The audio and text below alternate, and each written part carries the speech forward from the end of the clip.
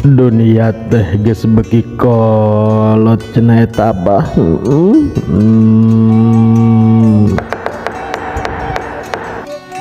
Musibah di mana-mana, tapi tengah jadikeun pengajaran pikeun tobat. Di mana doa leuwih babari dipigawe tibatan neangan pahala keadilan kalah jadi cenah kumaha ieu teh abah jadi mah kaulinan nu bener disalahkeun nu salah dibenerkeun cenah teh abah.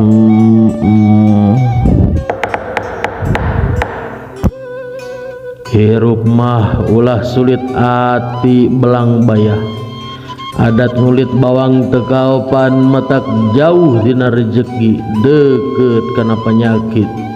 Kesalahan saeutik-saeutik mah jemok teu kudu digegedekeun cenah atuh abah. Batur sok rajeun keun aku salah, urang oge moal jauh bedana siga kitu. Sipuh diri ku karipuh, latih diri ku kapeurih.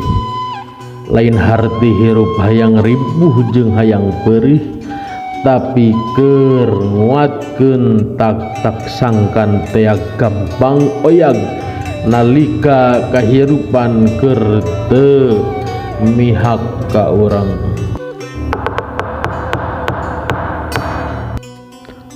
Anaking urang moal bisa nyeun manusia resep kabeh ka urang, sabab loba nu mika resep moal anggang tinu mika ngewa. Keun